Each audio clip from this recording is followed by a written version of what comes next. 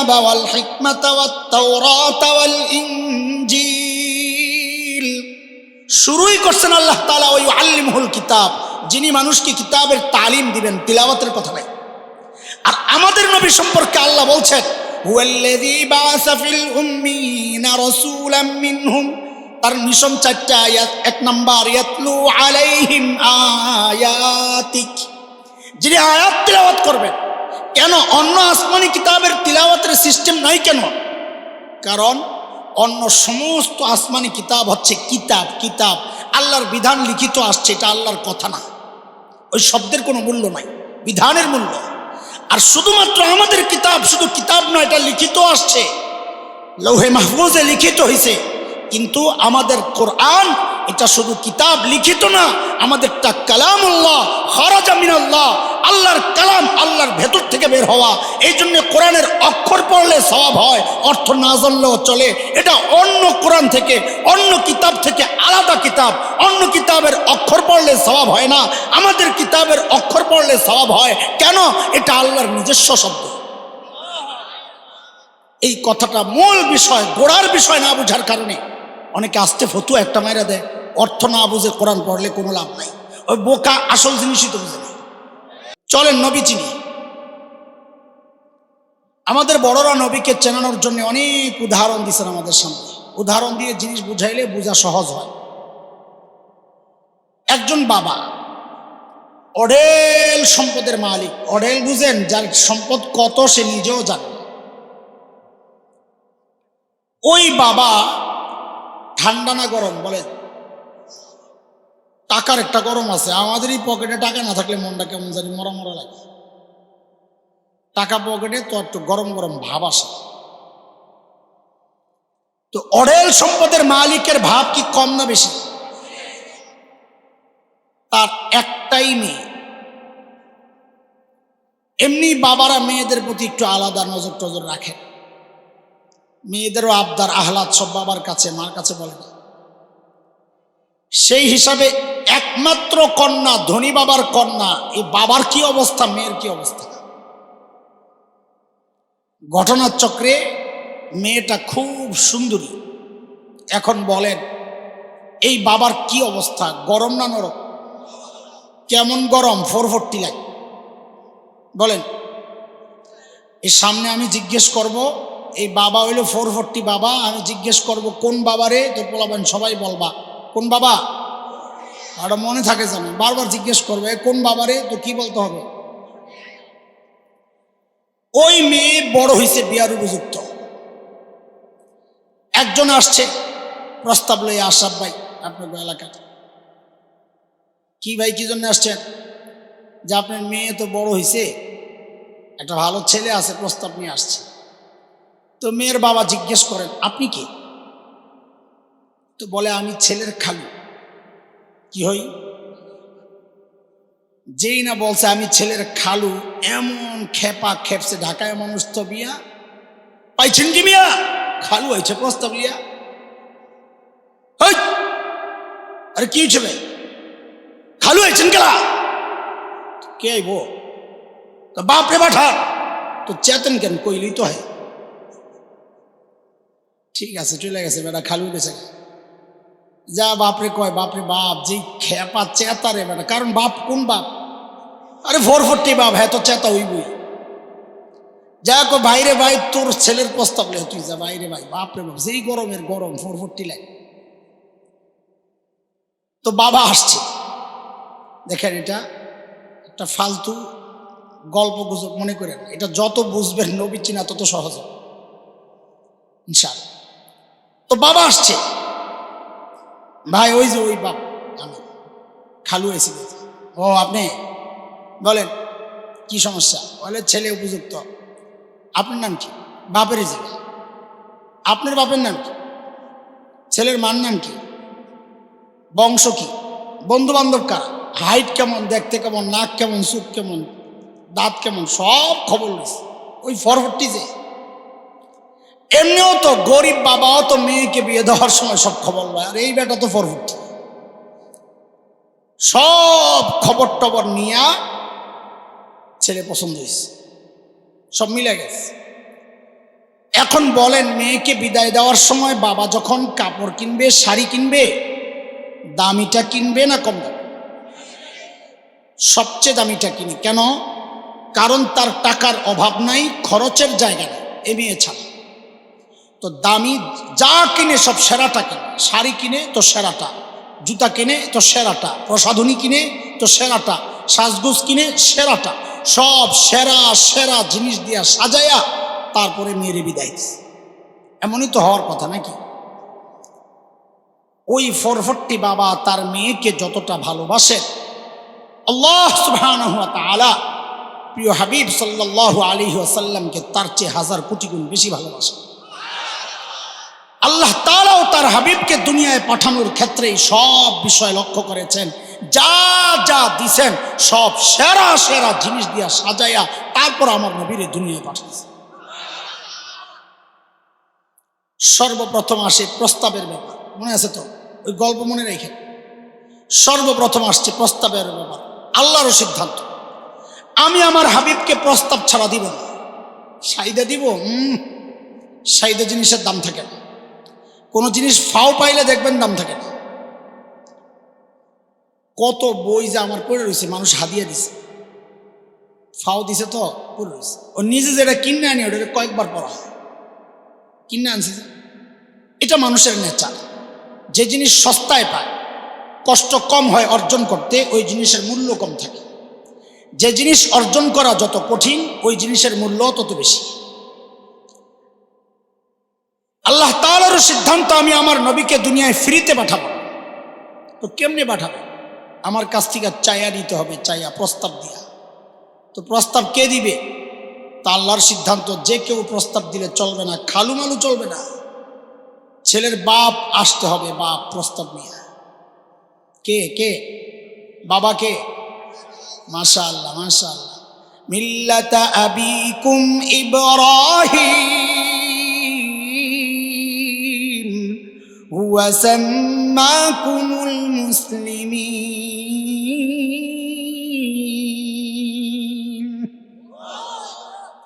খলিল ইব্রাহিম যখন বাইতুল্লাহ বানান, আল্লাহ খলিলের দিলের মধ্যে ওই কথা ঢেলে দিয়েছেন, খলিল এমন দামি একটা কাজ আপনি করেছেন, আমি পুরস্কার দিতে চাই।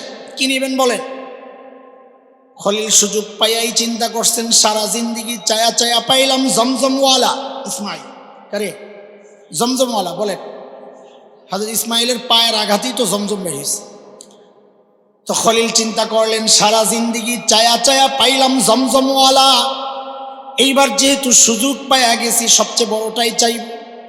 খলিল এইবার চায়া বসছেন আল্লাহর কাছে কাউসারওয়ালা। কি চায়া বসছেন? হাত উঠায় নিছেন, রব্বানা ওয়াবআস ফীহিম রাসূলাম মিনহুম ইয়াতলু আলাইহিম আয়াতিকা ওয়া ইউআল্লিমুহুমুল কিতাব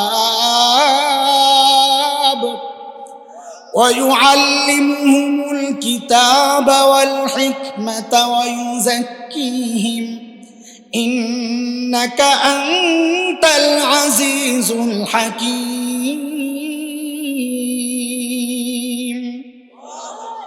খলিল চায়া বসলেন, আল্লাহ আখেরি পয়গম্বর চাই, শ্রেষ্ঠ রসুল চাই। বাইতুল্লাহ তো বানালাম, আবাদ করার জন্য শ্রেষ্ঠ রসুল চাই। এখানে একটা ব্যাপার, এটা ওলামাদের বেশি ফায়দা হবে। খলিল ইব্রাহিমের দোয়ায় কারো নাম তো ছিল না, যে আল্লাহ রব্বানা ওয়াবআস ফীহিম মুহাম্মাদান রাসূলা, এমন কি বলছেন? রাসূলাম মিনহুম ইয়াতলু আলাইহিম। এই দোয়ার উদ্দেশ্য যে প্রিয় হাবিব সাল্লাল্লাহু আলাইহি ওয়াসাল্লাম, এটা কেমনে বোঝা গেল? এখানে দুইটা শব্দ আছে বোঝার জন্য। আসলে এত সূক্ষ্ম কথায় ঢুকমো কিনা চিন্তা করতেছি। আপনাদেরকে আসলে এগুলো বলার জরুরত নাই, কিন্তু কিছু ফিতনা এখন দেখাতে এগুলো আপনাদেরকে বুঝানো দরকার। না বুঝার কারণে আপনারা লগে লগে তাল দেন।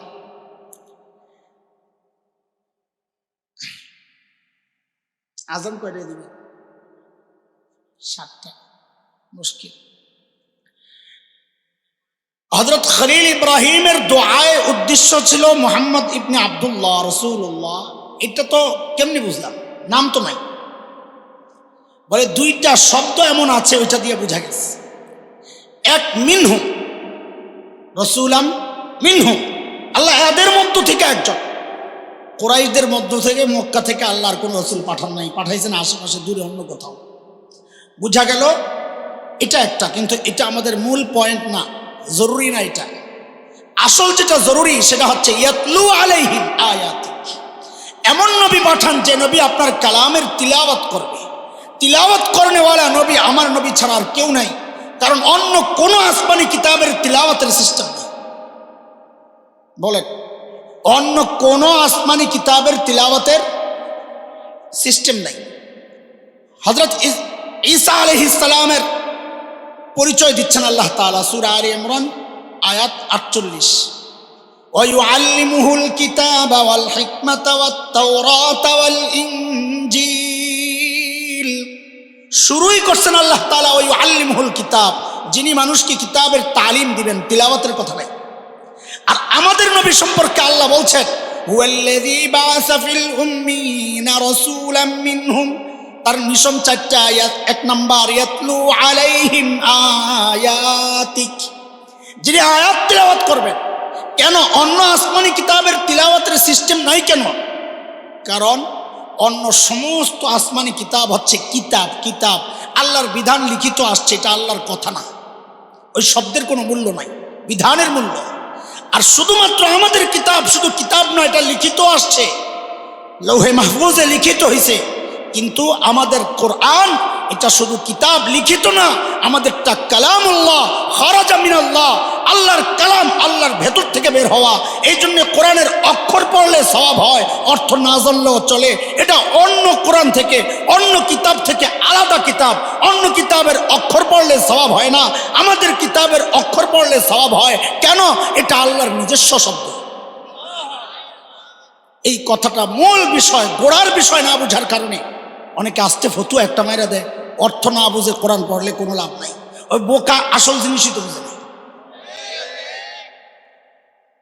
সূক্ষ্ম বিষয় আসলে আর একটু ভালো করে বুঝাইলে কিছুই, আসলে আমিও কষ্ট হইতেছি, বুঝতেছি, আমিও বুঝতেছি যে কিছু ঝামেলা হইতেছে। শুরুতে বলছি যে আমারও গলা ভাঙ্গা, মাইকেরও গলা ভাঙ্গা, তো অনেক জায়গায় লাইন নেই, মিস অনেক জায়গায় হইতেছে, আমিও বুঝতেছি। আচ্ছা ঠিক আছে।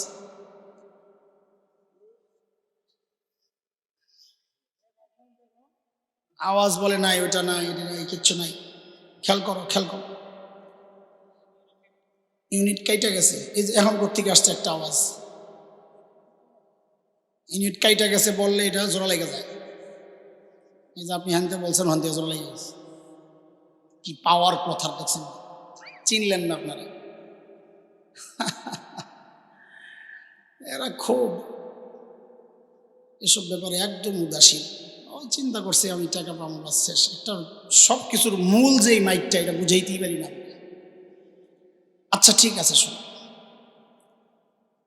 আমি যে কথাটা শুরু করছি এইটা অন্য এক আলোচনার বিষয় হয়ে যাবে, আমি আর ওদিকে ঢুকতেছি না। দরখাস্ত পাঠাইলেন আল্লাহর কাছে কে? প্রস্তাব পাঠাইছেন কে? বলেন কে? পাশে কিন্তু ইসমাইল আলাইহিস সালাম বসা। কে বসা? বলে পাশে ইসমাইল বসা। আপনি কেমনে বুঝলেন? আরে আমি কেমনে বুঝবো, আমি কি ছিলাম নাকি? ওই 2 আয়াত আগেই আল্লাহ তাআলা বলতেছেন وَإِذْ يَرْفَعُ إِبْرَاهِيمُ الْقَوَاعِدَ مِنَ الْبَيْتِ وَإِسْمَاعِيلُ। বাপ পুত মিল্লা কাম করছে, তার মানে দুজনই ছিল। বুঝে আসছে না কথা? খলিল দোয়া করছেন আল্লাহর কাছে, দরখাস্ত পাঠাইছেন আল্লাহর কাছে। ওই দরখাস্তের মধ্যে আমিন বইলা সুপারিশ করছেন জবিহুল্লাহ। তো বলেন একটু মিলাইয়া, দরখাস্ত পাঠাইছেন খলিলুল্লাহ, বলেন সুপারিশ করছেন জবিহুল্লাহ, বলেন আবার বলেন, দরখাস্ত পাঠাইলেন কে?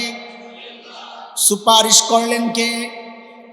যে অফিসে বসে কাম চলতেছে অফিসের নাম বাইতুল্লাহ, অফিসের নাম কি?